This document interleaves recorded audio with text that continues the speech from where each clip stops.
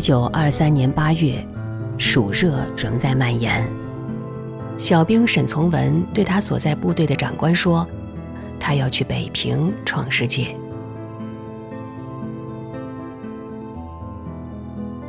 湘西靖国联军第一军军长兼湘西巡防军统领陈渠珍并不感到吃惊。他告诉这个有点文采和书卷气的小兵，若是闯荡不成，这里仍然留有他的饭碗。陈渠珍吩咐给他预支了3个月的军饷，27元。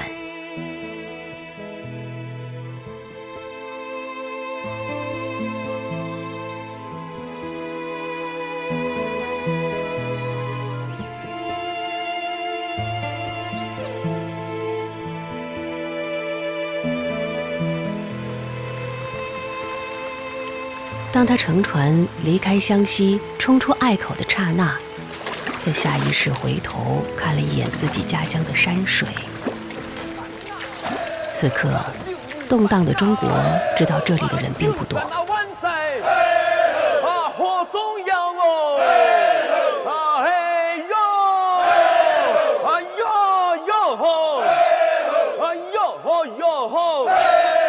齐国中饭，又开转哦！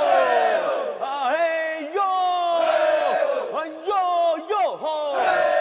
又见你大哥，何时亮呐？勿见你哥哥儿，把事冲。这个显得有点清冷的青年很难意识到，日后家乡在自己的命运中是那么的特别。明明已经走了很远，却又像始终都没有离开。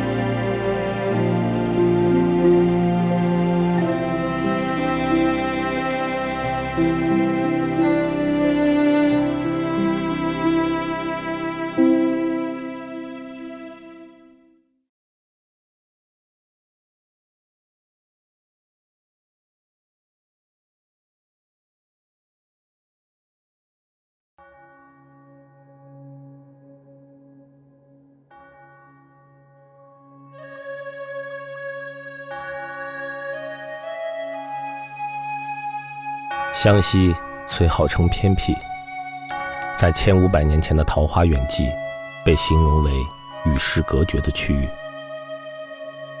战国时被放逐的楚国诗人屈原，驾舟溯流而上，许多地方还约略可以推测得出，便是这个伟大诗人用作题材的山径洞林。篇章中常结语的臭草香花，也俨然随处可以发现。这是沈从文笔下的湘西，一个古朴、隐秘，却又不乏浪漫的世外之地。在沈从文生活的时代，湘西是整个湖南西部地区的统称，涵盖了今天的湘西土家族苗族自治州，以及常德、张家界、怀化等地。绵延的武陵山和雪峰山2大山系，以及紧邻的云贵高原，把这里围成了一个近乎封闭的地理单元。上千条溪流从中奔涌而出，汇聚成沅水、澧水2大水系。由于交通闭塞，长久以来，这里都被蒙上了一层神秘的色彩。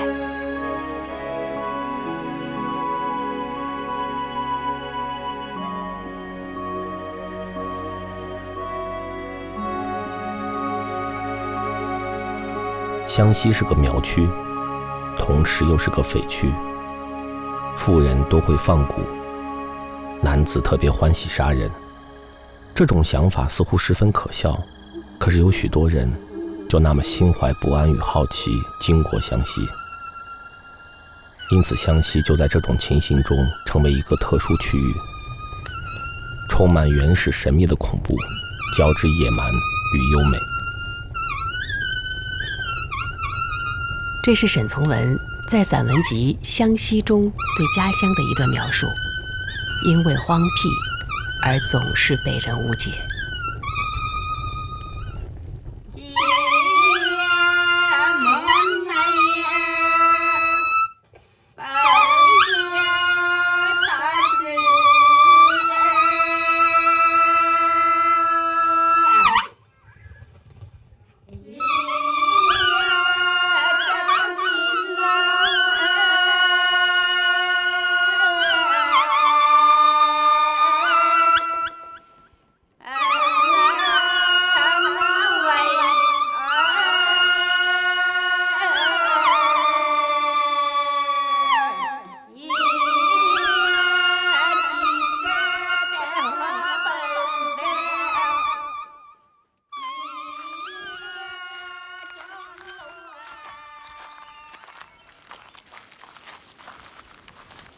清道光30年，沈从文的曾祖父沈其山携家眷逃荒，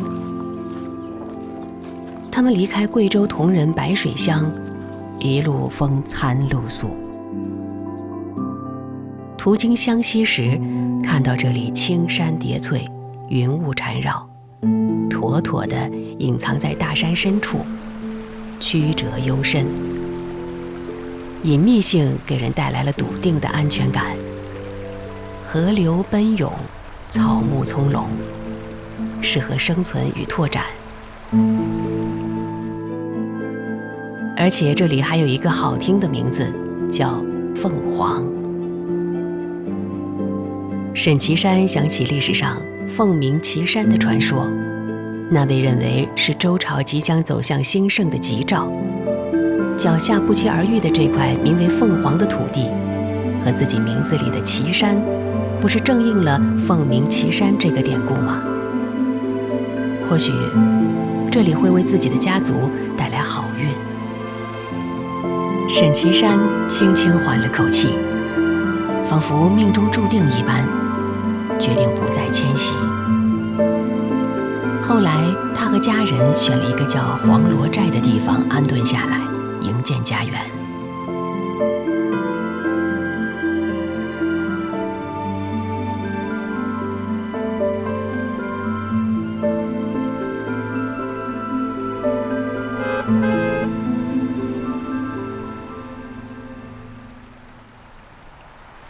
170多年过去了，当年收留了他们的湘西，山水依旧，却又悄悄换了人间。曾经封闭偏远的山乡，如今借助现代化的交通，连接起了外面的世界。凤凰过去称为镇干，由于山川险要，道路深阻，历史上这里曾是中央王朝无暇顾及的边远山区。明清以来，为加强对当地的管理和控制，中央政权在湘西修建了全长近200公里的南方边墙，大量的哨台、炮台、碉堡、官乡、关门等设施，以及无数用石块垒成的兵房，由此留了下来。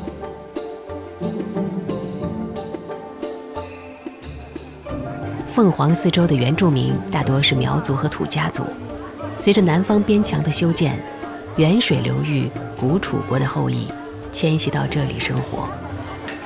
神秘的楚巫文化与彪悍的苗族血性对抗并交融，形成了凤凰人独特的精神气质。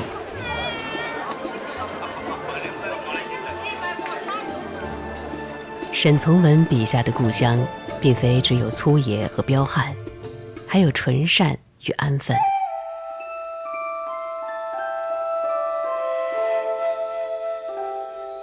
那里土匪的名称不习惯于一般人的耳朵，兵卒纯善如平民，与人无辱无扰，农民勇敢而安分，且莫不敬神守法。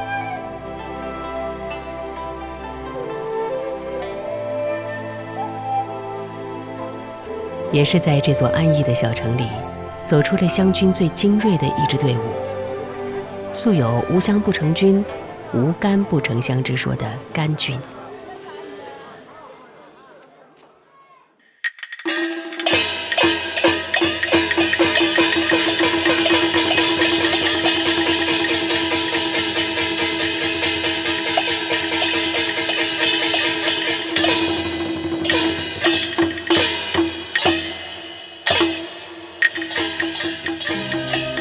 沈从文的祖父沈弘富就曾是甘军中的一员。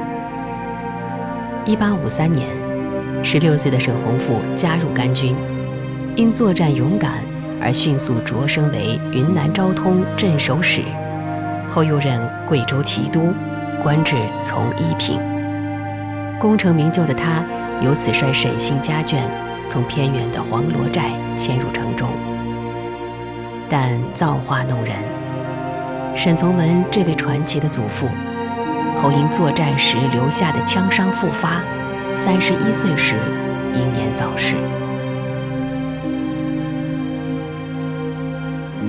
在这之后，沈从文的父亲沈宗嗣也加入了湘军，被派去北方守卫大沽口炮台。适逢1900年八国联军攻陷天津，他死里逃生，回到湘西。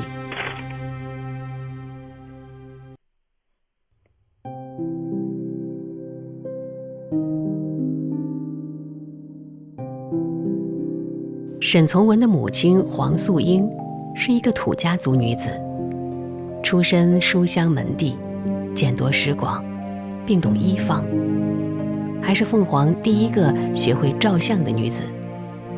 她婚后共生育9个儿女，其中长大成人的只有5人。她是个勇敢的女人，因为丈夫常年在外，她毅然挑起大家庭的生活重担。沈从文回忆说，我等兄弟姐妹的初步教育，便全是这个瘦小、机警、富于胆气与常识的母亲担负的。祖父与父亲的尚武之风，以及母亲的文化启蒙，塑造了沈从文的性格，并赋予了他一武一文的双重气质。湘西民族融合的印记，在这个大家庭里表现得尤为明显。除了出身汉族的祖父和出身土家族的母亲，沈从文还有一位素未谋面的苗族祖母。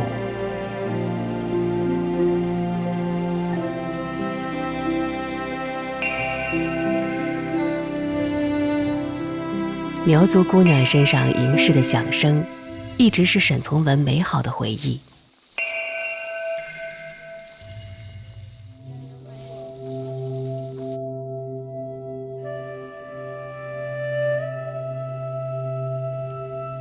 直到长大后，他才得知祖母的苗族身份。那位名叫张氏的女子，为家族生了2名男孩后便离开了，却把苗人的血统永久印刻在了沈从文身上。那些从小看过和听过的苗族故事，也深住在他的心里。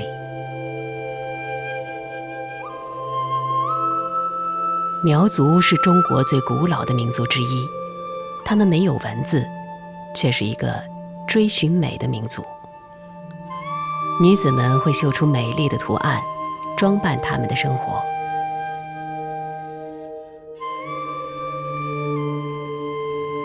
苗族生活中最隆重的仪式便是祭祀，祭祀自然中的各种神灵，山神、雷神、谷神，以及他们传说中的祖先蚩尤。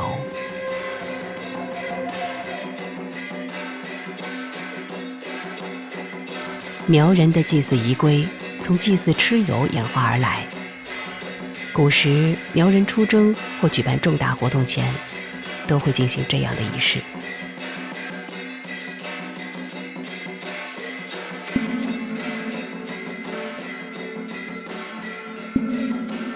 传说蚩尤是勇敢善战的苗族首领，他在与黄帝和炎帝的大战中被割掉头颅后，一手提着脑壳，一手挥舞大刀，继续指挥战斗。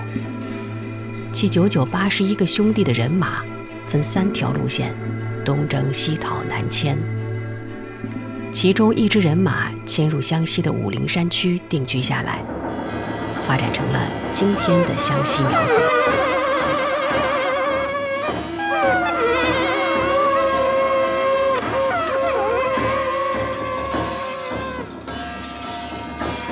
主持祭祀仪式的苗族巫师称为8代，个个都身怀绝技，爬刀梯、踩火犁，展现的不仅是胆识和技巧，更是在向祖先表明虔诚的心迹。如今这些绝技已被列为非物质文化遗产，一代代传言。虽然岁月在不停地变迁，但苗人英勇顽强、不懈进取的血性与担当，仍然在惊人的身体里流淌。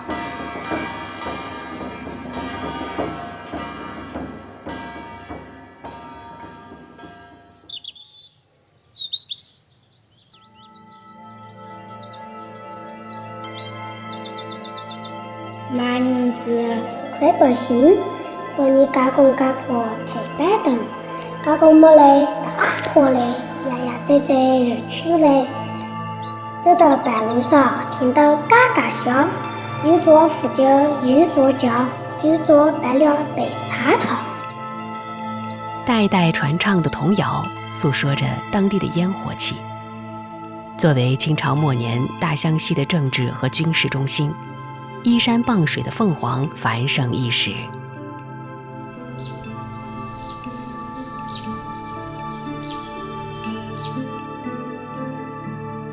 1902年，沈从文出生在凤凰县城，家人为他取名沈月焕。我从小到4岁左右，始终健全肥壮，如一只小豚。到6岁时，我的弟弟方2岁，2人同时出了疹子。我还记得我同我那弟弟2人当时皆用竹垫卷好，同春卷一样竖立在屋中阴凉处。家中人当时夜已为我们预备了2具小小棺木，搁在廊下。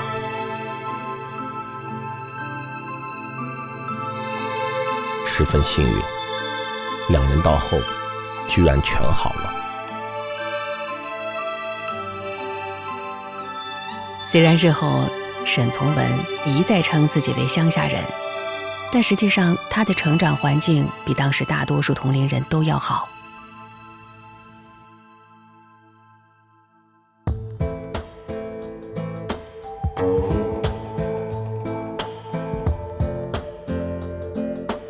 我因此一病，却完全改了样子，从此不再与肥胖为缘，成了个小猴精了。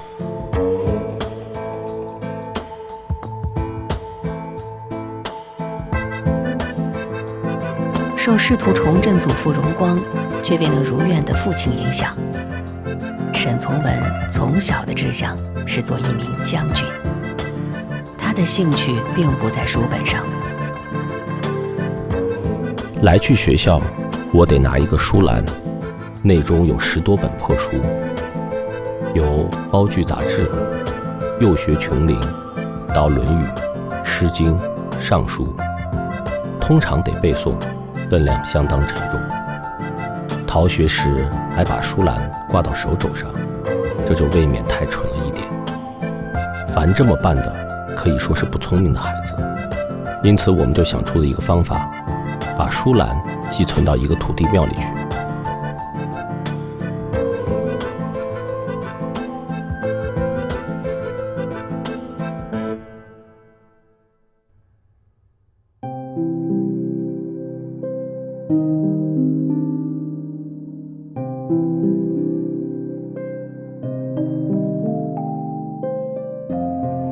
当我学会了用自己眼睛看世界一切，到不同社会中去生活时，学校对于我便已毫无兴味可言了。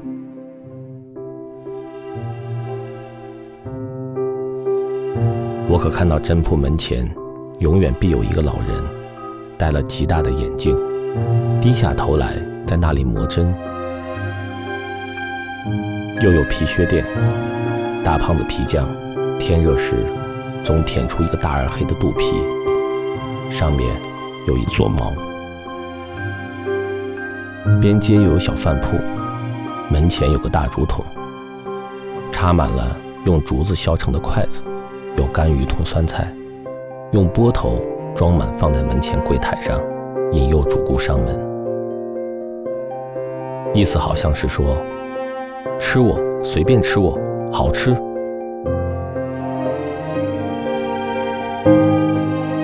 少年时代的沈从文尚不自知，眼前所看到的这些家乡景物，会潜移默化影响他一生的兴趣与审美。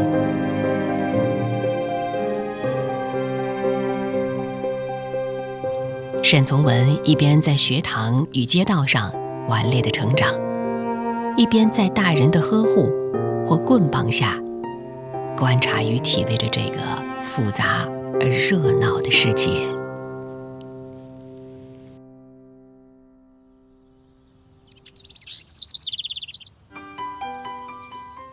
下课时间到了，老师，你们辛苦了。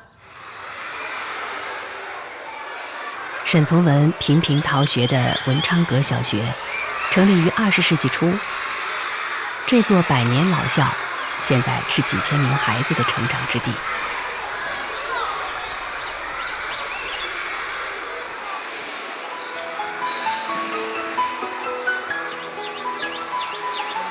上课时间到了，请同学们自觉成行，轻声走进教室，准备上课。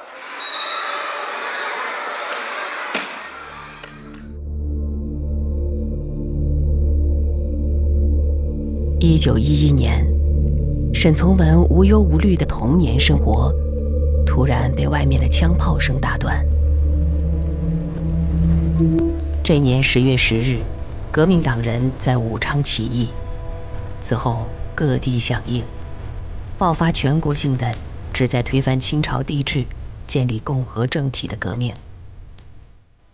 12月17日，凤凰起义，苗族群众是起义军的主力。沈从文的父亲沈宗嗣参与了组织，他事先送沈从文的2个姐姐和哥哥弟弟躲避到苗乡，只留下了想看热闹的2儿子。听说同我爸爸留在城里，我真欢喜。我记得分分明明，第2天晚上叔父红着脸在灯光下磨刀的情形真十分有趣。我家中有2支广式猎枪，几个人一面检查枪支，一面又常常互相来一个莫名其妙的微笑，我也就跟着他们微笑。四叔说：“多，你这个小东西还不去睡，回头要猫儿吃你，赶快睡去。”于是我便被一个丫头拖到上边屋里去，把头伏到母亲腿上，一会儿就睡着了。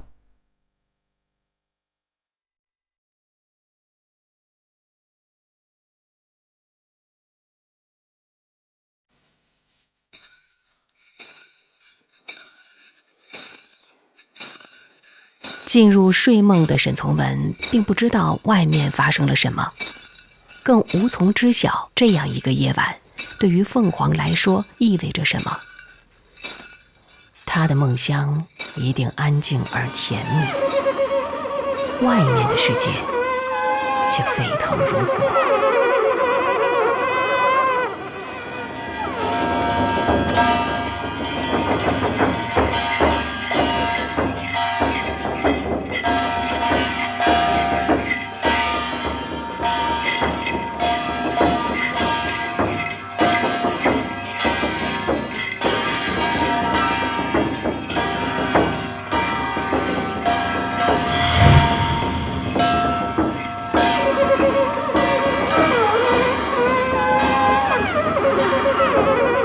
作为起义的组织者之一，他的父亲沈宗嗣带着起义军在凤凰城内与清军展开了彻夜厮杀。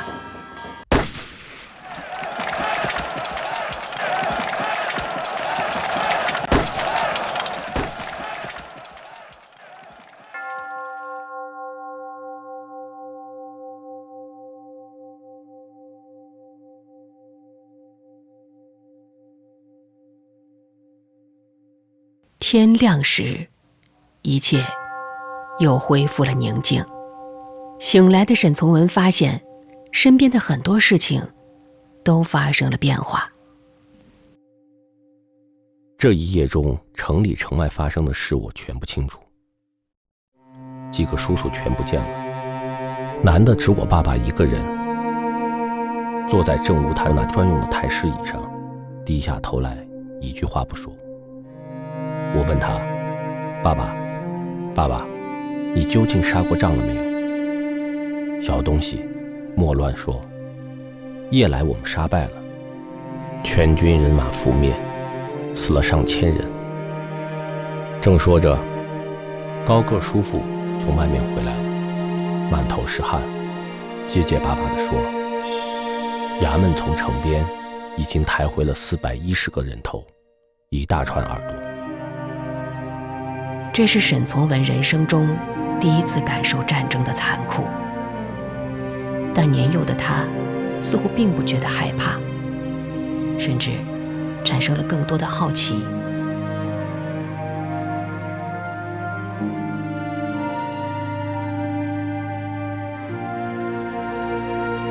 第2年3月，起义终于成功。之后，沈从文的父亲去了北京，与同乡组织了铁血团谋刺袁世凯，被侦探发现，逃到关外隐姓埋名，直到多年后才回到湘西。在沈父流落关外的日子，沈家逐渐败落。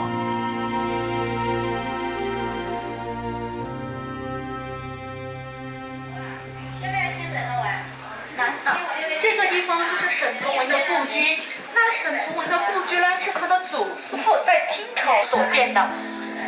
那么沈从文这个人的话呢，他是一代文学大师。19岁的时候呢，他就自己知道北南。这所曾见证了沈家荣耀的宅子，穿越100多年的风雨，一直留存到现在。如今已成为凤凰古城的重要文化地标。这座洒满了自己青春记忆的凤凰小城，对沈从文来说，是成长地，也是出发地。我就生长到这样一个小城里，将近15岁时方离开。